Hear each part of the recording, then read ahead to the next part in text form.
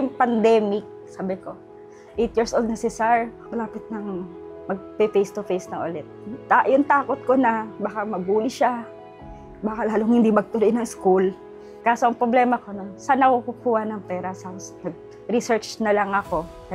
Hindi ko kaya kasi 4,000, 8,000. Sabi, may nagsabi sa akin, pila daw ako sa ganito, sa DSWD, tapos ganyan. Kaso, nadi-disqualified ako kasi ang ginawa ko, nagbaka sakali ako maghanap sa Facebook. Nakita ko yung QC Kabahagi Center. Hindi ko lang alam, bigla siyang nag-pop up. Noong time na yon, nagpasa ako na requirements ko kahit malayo. Pinuntahan ko siya dito sa office. Tapos yun, ni-refer nila kami kay PIDA office. Nagtuloy-tuloy na. Karay-karay ko sila hanggang hospital, waiting area. That time, nung ina-assess si Kuya, sabi ni Doc, papasukin mo nga yung isa yung kulit.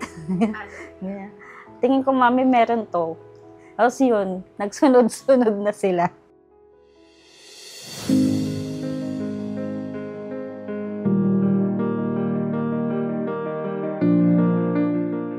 Na-diagnose po siya last September 2022 ng ASD at Autism Spectrum Disorder Level 2. Tapos, yung pangalawa ko po, na-diagnose ng Oppositional Defiant Disorder or ODD with ADHD po.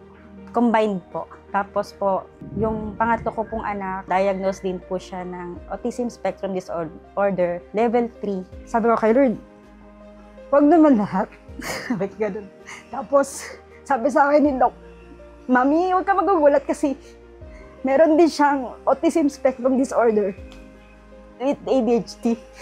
Una pumasok sa isip ko noon, paano sila? Paano pag wala na ako? Paano pag wala na kami ng asawa ko? Nung naglaylo ko ng 1 week, kinausap ako ng ibang parents na, i-teacher na, nauwag na akong paghinaan ng loob. Kaya yun, dinulungan ako nila QC Kabahagi Center na makapag-therapy kami ng occupational therapy, ng speech therapy, tapos ng hearing assessment sa kanila lahat. Unang papasok sa akin yan yung pera talaga. Si QC Bus yung nagtawid sa amin para makapunta dito. Yung higpit na niyakap mo dito, kabilaan, tapos may bag ka sa harap, tapos may bag ka sa likod. Aalis kami sa bayan ng 9 para makahabol sa QC Bus. Antay kami sa Muñoz, mga 1 hour or 30 minutes. Tapos, pababa kami ng City Hall. Sasakay ulit kami ulit ng bus. Papunta dito. Noong una namin punta dito, si Kuya, halos di ko mapapilit yan. Halos nagwawala yan. Ang laki na improvement na mababawasan yung pagwawala niya. Parang na-enjoy na lang nila yung pagbiyahe. Sila na rin nagyayaya na, therapy na namin. Gaganon yan. Tapos yung pangalawa ko, ngayon, nakakapag-self-regulate na siya pag nagagalit siya. Umiiwas na siya. Kasi yun yung turo sa kanya dito sa therapy. Yung pangatlo, dinala ko siya ditong hindi nagsasalita. Umuwi kami ng after session na nagsasalita siya. Yung bunso, ganun din. Ngayon, may sentence na siya. Siguro ang laki ng tulong nila kasi dito nagsimula talaga. Dito talaga lahat nagsimula. Kung di dahil sa kanila, siguro, di ko rin alam gagawin ko.